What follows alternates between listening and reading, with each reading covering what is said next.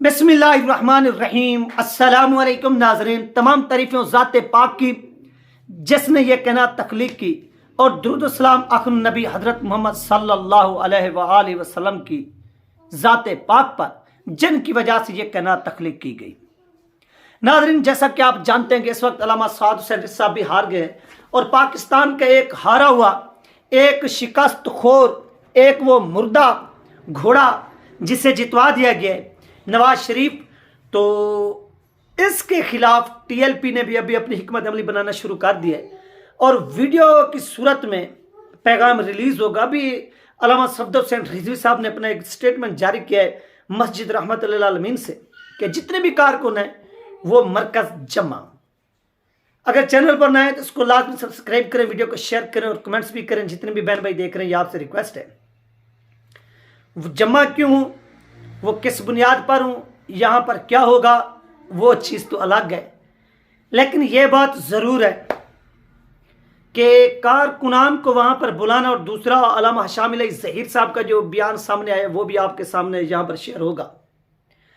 कारकुनान को वहां पर बुलाने का मकसद क्या है? बेसिकली इस चीज का हमने नतीजा खज करना, नतीजा निकालना है कि कारकुनान को क्यों इकट्ठा किया जा रहा है, कि कारकुनान जो है वो वहां पर पहुंचे। तो अपने जहन में बिठा लीजिए कि कारकुनान का वहां पर जमा होना, गैदरिंग करना, ये सब कुछ होना, ये तहरीक लबैक पाकिस्तान की एक बहुत बड़ी हिकमत अमली है। जो हिकमत अमली ऐसे समझ लें कि खतरनाक भी हो सकती है एस्टेब्लिशमेंट के लिए, मौजूदा हुक्मरानों के लिए, क्योंकि पाकिस्तान का एक मुर्दा घोड़ा जो रात को तो इलेक्शन हार चुका था लेकिन दिन को वो इलेक्शन जीत गया। वो कैसे यार जीत गया, इस चीज की मुझे भी आज तक समझ नहीं आई। मुझे समझ नहीं आ रही कि यार वो जीता कैसे। यही नवाज शरीफ जो शाम को इलेक्शन हार गया, सुबह वो इलेक्शन जीत गया। वही साद रिजवी साहब जो सुबह इलेक्शन जीत चुका और दोपहर को इलेक्शन हार गया। वो आखिर इसकी वजह क्या है, इसकी रीजन क्या है इसके पीछे? तो इसका नतीजा यही निकलता है कि एस्टेब्लिशमेंट चाहती है कि किसी भी तरह से नवाज शरीफ को जितवाया जाए और जितवा कर इसको पलंग पे बिठाया जाए। तो इस चीज को रिजेक्ट किया पाकिस्तान की पीपल ने, पाकिस्तान के लोगों ने। उन्होंने कहा है कि ये नतीजा हमें किसी भी सूरत न काबिल कबूल है, हम इसको एक्सेप्ट नहीं करते, हम इसको रिजेक्ट करते हैं। अब जो शूरा अरकान इजलास बुला रहे हैं, उस इजलास में क्या हो सकता है? नंबर 1, कारकुनान को जो गैदरिंग का कहा गया है, अगर यहां पर हम नजर दुड़ाएं तो एक नुक्ता जाता है, हमारा जो जहन जाता है वो जाता है धरने की तरफ, कि कारकुनान को बुलाने का मकसद एक तो यह कि कारकुनान को ना बुलाते कि यार जो कुछ हुआ हुआ, या अगर डेडलाइन देते। दूसरा पॉइंट यह है कि ये डेडलाइन भी दे सकते हैं। ये मेरी अपनी जाती जो है ना वो एक राय है, इससे आप क्या कर सकते हैं कि इस अपनी मेरी जाती राय से आप इख्तलाफ भी कर सकते हैं, आप इससे मुत्तफिक भी हो सकते हैं। वो आपकी अपनी मर्जी है, हर किसी का अपना एक आइडिया होता है, ख्यालात होते हैं, वो आपके अपने हैं, मेरे अपने हैं।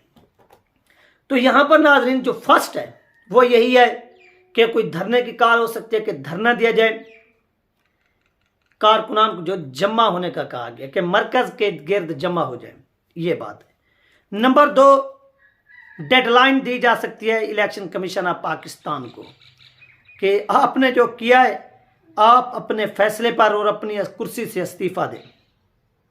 यह कौम का जो सौदा किया गया है ये नाकाबिले बर्दाश्त है। अमेरिका और बरतानिया वो जिन चूड़ों को चाहेगी वो पाकिस्तान के ऊपर मुसल्लत होंगे, वो जिनको नहीं चाहेंगे वो मुसल्लत नहीं होंगे। ये पाकिस्तान के अंदर जो है ना वो इस वक्त सिचुएशन बनी हुई है, सूरत हाल बनी हुई है पाकिस्तान के अंदर। अब आप देखें कि दीगर जो पाकिस्तान के अंदर मसाइल के लोग रहते हैं, मसाले के, जिनमें जमीयत उलमा अहले हदीस हो गई, उनके जो चेयरमैन है उनका भी एक स्टेटमेंट सामने है। उन्होंने कहा कि देखिए, साद हुसैन रिजवी साहब को हराना ये कौम की गैरत का सौदा है, अमेरिका और बरतानिया और यूरोपीय यूनियन के दबाव में आकर। अब बहुत से लोग कहेंगे कि यार साद रिजवी साहब के जाने से यूरोपीय यूनियन को क्या फ़र्क पड़ता है, या अमेरिका को क्या फ़र्क पड़ता है, या इसका पाकिस्तान के इलेक्शन से क्या तल्लुक, जो सादा जहन के लोग हैं।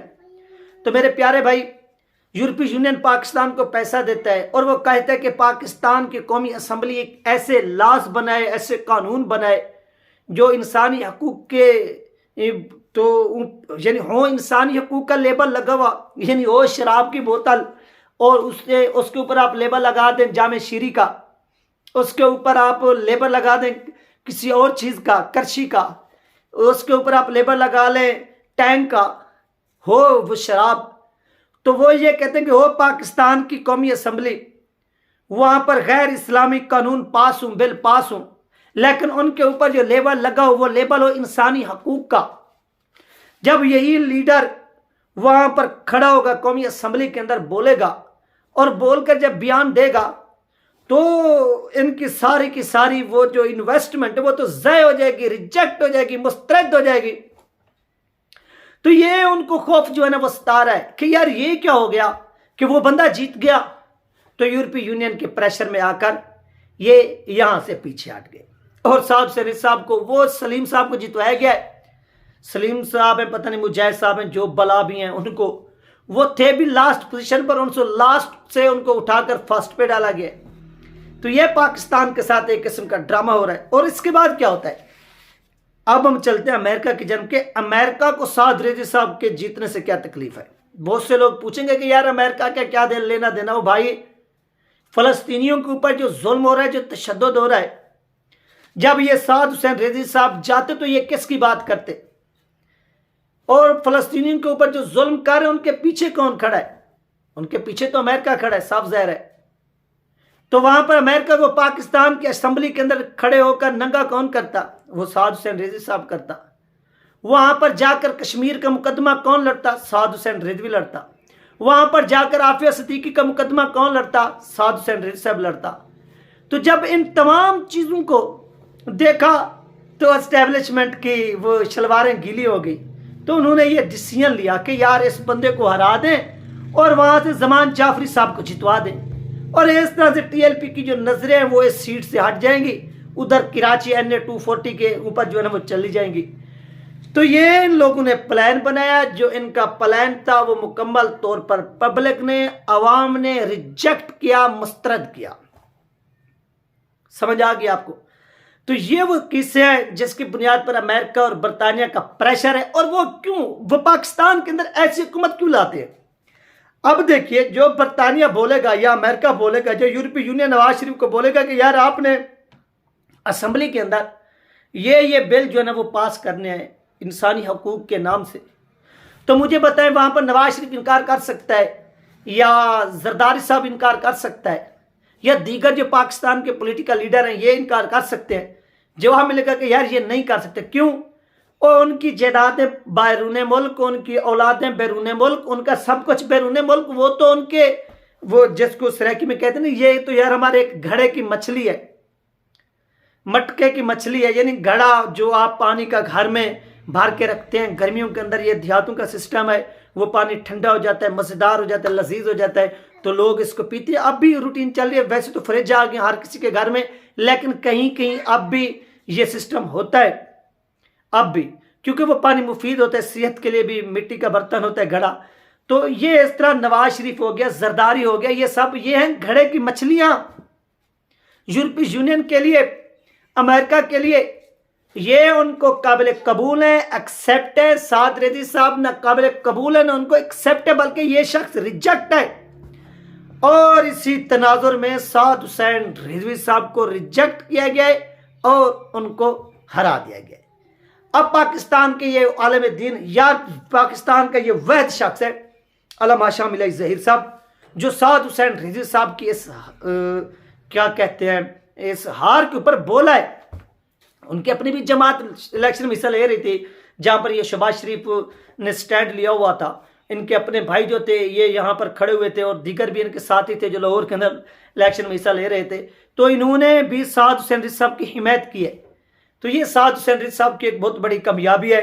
एक साद हुसैन रिजवी साहब जो है वो कामयाब हुए हैं लोगों को अपनी जानिब मैल करने में। ये एक बहुत बड़ी कामयाबी है साद हुसैन रिजवी साहब की। तो ये आप तमाम लोगों का फ़र्ज बनता है कि आप साद हुसैन रिजवी साहब का साथ दें, वो जो भी कॉल दें। और इस वक्त कौम को एक लीडर चाहिए जो कौम को लीड करे। अगर साद हुसैन रिजवी साहब इस वक्त लीड करते हैं, आप यकीन करें आवाम का जो समंदर है वो उनके पीछे खड़े होगा। लाखों की तादाद में लोग उनके पीछे खड़े होंगे, लाखों की तादाद में। ये थी नाज़रीन अहम तरीन अपडेट जो आप लोगों के साथ शेयर की गई। इंशाल्लाह मिलते हैं नेक्स्ट वीडियो में। अल्लाह हाफिज।